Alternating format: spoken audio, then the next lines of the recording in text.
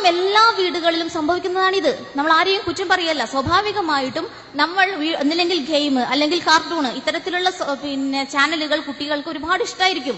അപ്പോ നമ്മൾ ഈ കുട്ടികൾ അടങ്ങിയിരിക്കാൻ വേണ്ടിയിട്ട് അവരുടെ കയ്യിൽ എന്ത് കൊടുക്കും? റിമോട്ട് കൊടുക്കും. സ്വാഭാവികമായിട്ട് ഉമ്മമാരുടെ സംസാരങ്ങൾ സ്വാഭാവികമായിട്ട് അറിയുന്ന ഒരു വ്യക്തി എന്ന നിലയ്ക്ക് ഞാൻ പറയട്ടെ, ഉമ്മമാരൊക്കെ പറയുന്നതെന്ന് വെച്ചാൽ അവന് ചാനൽ മാറ്റാൻ അറിയും, അവന് സൗണ്ട് കൂട്ടാനും കുറയ്ക്കാനൊക്കെ അറിയും. വലിയ അറിവാണ് എന്നാണ് നമ്മളുടെ ധാരണ.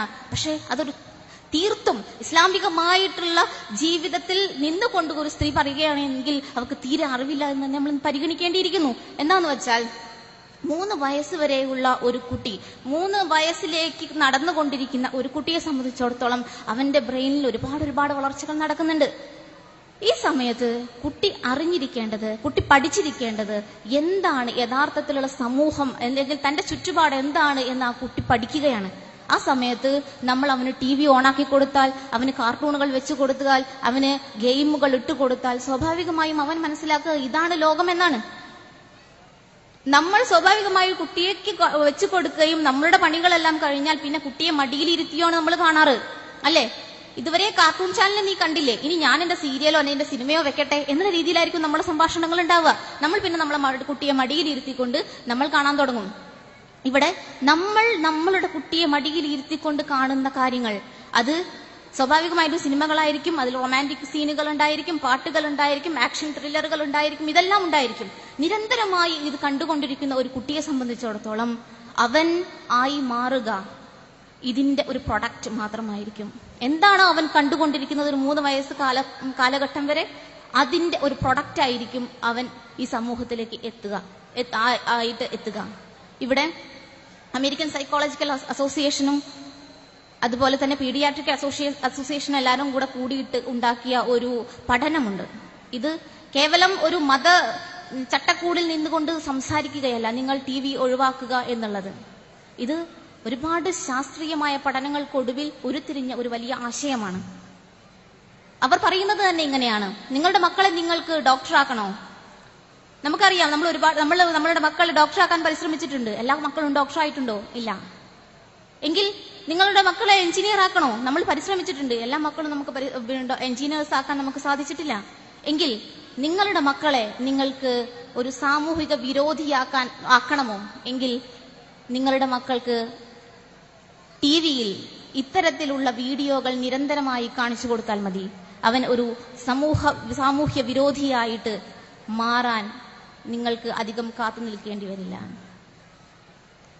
നിങ്ങളുടെ മക്കൾക്ക് എന്നും ആക്ഷൻ ത്രില്ലറുകൾ നിങ്ങൾ ഇട്ടുകൊടുത്താൽ മതി, അവൻ സ്വാഭാവികമായിട്ടും ആ ഒരു തലത്തിലേക്ക് എത്തിക്കൊള്ളും. ഇത് നമ്മൾ തിരിച്ചറിയേണ്ട ഒരു വലിയ വസ്തുതയാണ്. TV ഇല്ലാത്ത സമൂഹമില്ല, വീടില്ല. ആളുകൾ കയറി വരുന്നിടത്ത് തന്നെ ലിവിംഗ് റൂമിൽ തന്നെ ഇന്ന് TV-യാണ്. എന്തും ഏതും കാണാനുള്ള ഒരു തുറന്നു വയ്ക്കുന്നൊരവസ്ഥ.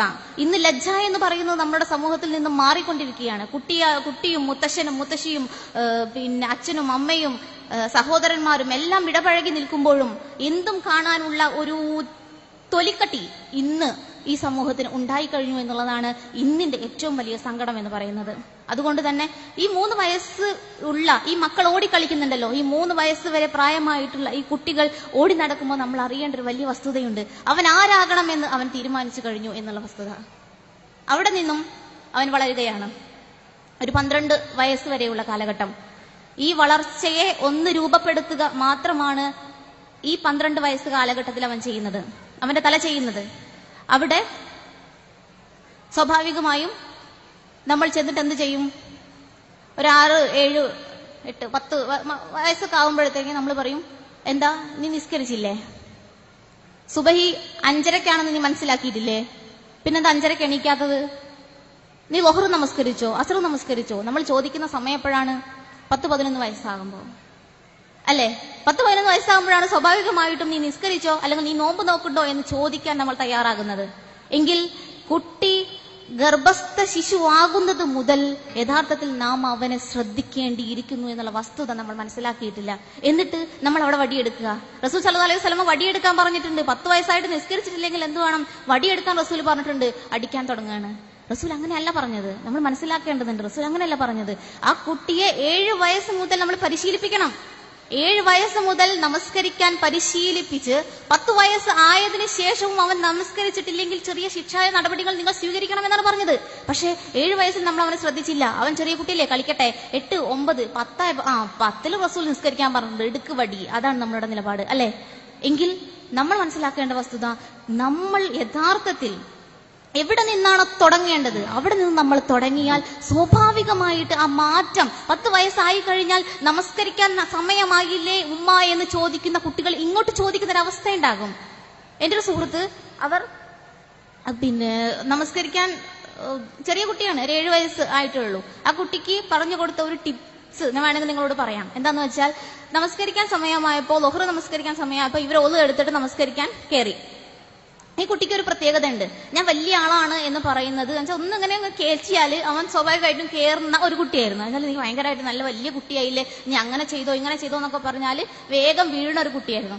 അപ്പോ ഈ കുട്ടീനോട് ഉമ്മ ചോദിച്ചു, ളുഹ്ർ ബാങ്ക് കൊടുത്തു നീ കേട്ടോ? ആ കേട്ടു.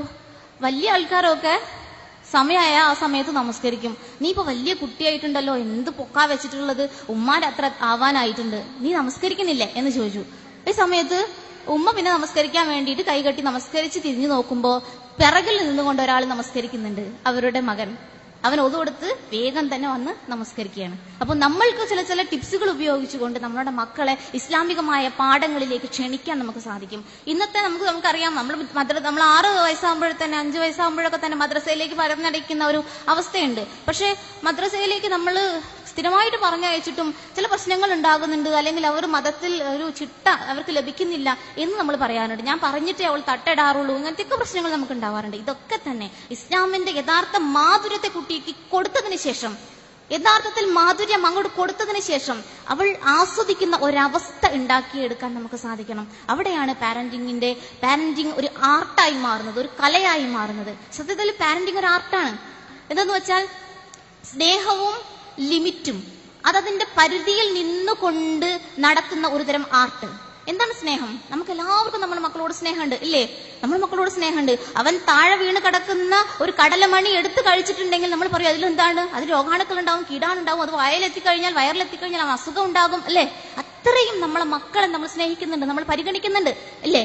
ഇവിടെ അങ്ങനെ പരിഗണിച്ച് വളർത്തിക്കൊണ്ടുവരുന്ന നമ്മളെ മക്കള് സ്വാഭാവികമായിട്ടും അവർക്ക് എന്തെങ്കിലും പറ്റുമ്പോൾ നമുക്ക് സഹിക്കാൻ സാധിക്കില്ല. ഇവിടെ വലുതായി കഴിഞ്ഞാൽ നമുക്ക് നമ്മളുടെ മക്കളിൽ നിന്ന് നമ്മൾ പ്രതീക്ഷിക്കുന്ന ഒരു പ്രാർത്ഥനയുണ്ട്. എന്താണ് ആ പ്രാർത്ഥന? റബ്ബിർഹംഹുമാ കമാ റബ്ബയാനി സഗീറ, അല്ലെ? ആ പ്രാർത്ഥനയുടെ അർത്ഥം എന്താണ്? ആ പ്രാർത്ഥന എന്ന് പറഞ്ഞാല് നമ്മളുടെ മക്കളിൽ നിന്ന് നമ്മൾ പ്രതീക്ഷിക്കുന്ന ഒരു പ്രാർത്ഥനയാണ്. എനിക്ക് കാരുണ്യം തന്നതുപോലെ പടച്ച തമ്പുരാനെ നീ അവരോട് കാരുണ്യം ചൊരിയണമേ. എങ്ങനെ? അവർ എനിക്ക് കാരുണ്യം തന്നതുപോലെ. ഖുർആനിൽ നമ്മൾ പല പ്രാർത്ഥനകളും കാണുന്നുണ്ട്, ഒരുപാട് പ്രാർത്ഥനകൾ കാണുന്നുണ്ട്. അവിടെ ഒരിക്കലും ഒരു കണ്ടീഷൻ വെച്ചുകൊണ്ടുള്ള ഒരു പ്രാർത്ഥന നമ്മൾ കാണുന്നില്ല. അങ്ങനെ തന്നിട്ടുണ്ടെങ്കിൽ ഇങ്ങനെ ചെയ്യാം, അതാണ് കണ്ടീഷൻ എന്ന് പറഞ്ഞാല്. ആ കണ്ടീഷൻ വെച്ചുകൊണ്ടുള്ള ഒരു പ്രാർത്ഥന അത് ഖുർആനിൽ ഇത് മാത്രമാണ് കാണുന്നത്.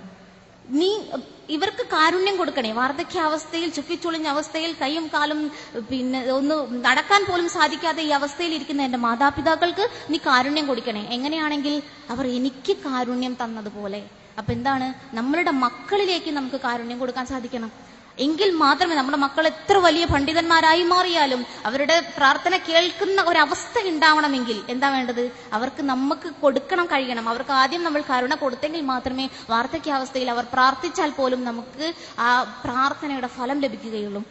അപ്പോ ആ കൊടുക്കുന്ന കാരുണ്യം എന്താണ്? യഥാർത്ഥത്തിലുള്ള സ്നേഹം. ഉമ്മമാരുടെ മനസ്സിൽ നിന്നും വറ്റി വരണ്ടുകൊണ്ടിരിക്കുന്ന ഒരു കാര്യമാണ് കാരുണ്യം എന്ന് പറഞ്ഞാല്. പക്ഷെ ആ കാരുണ്യത്തെ നമുക്ക് നിലനിർത്തിക്കൊണ്ട് യഥാർത്ഥത്തിലുള്ള കാരുണ്യം എന്ന് പറഞ്ഞാൽ ഇഹലോകത്ത് അവർക്ക് നൽകുന്ന കാരുണ്യവും അതോടൊപ്പം തന്നെ പരലോകത്ത് എന്താണ് നിന്റെ മെച്ചം, പരലോകത്തിൽ നന്മ ഏതാണ്, തിന്മ ഏതാണ്, യഥാർത്ഥത്തിലുള്ള സത്യം ഏതാണ്, അസത്യം ഏതാണ് എന്ന് തിരിച്ചറിയുവാനുള്ള ഒരു ബോധം കുട്ടിക്ക് കൊടുക്കലും കൂടിയാണ് യഥാർത്ഥത്തിൽ കാരുണ്യം എന്ന് പറയുന്നത്. അതുകൊണ്ട് തന്നെ യഥാർത്ഥത്തിലുള്ള കാരുണ്യം ലഭിക്കുന്ന, യഥാർത്ഥത്തിൽ പ്രാർത്ഥന അനുഭവിക്കാൻ സാധിക്കുന്ന യഥാർത്ഥ ഉമ്മമാരായി നമുക്ക് മാറാൻ കഴിയണം. അതുകൊണ്ട് തന്നെ അത്തരത്തിലുള്ള ഒരു മുന്നേറ്റത്തിന് വേണ്ടി നമ്മൾ ഇന്ന് തന്നെ തയ്യാറാവുക എന്നാണ് എനിക്ക് പറയാനുള്ളത്. യഥാർത്ഥ ഉമ്മമാരായിക്കൊണ്ട് ജീവിച്ച് മരിക്കുവാനുള്ള തൗഫീഖ് പടച്ചോൻ നൽകട്ടെ. റബ്ബനാ ആതിനാ ഫിദ്ദുനിയാ ഹസന വഫിൽ ആഖിറതി ഹസനത വഖിനാ അദാബന്നാർ. റബ്ബനാ തഖബ്ബൽ മിന്നാ ഇന്നക അൻതസ് സമീഉൽ അലീം വതുബ് അലൈനാ ഇന്നക അൻതത് തവ്വാബുർ റഹീം. ആമീൻ. അസ്സലാമു അലൈക്കും വറഹ്മത്തുള്ളാഹി വബറകാതുഹു.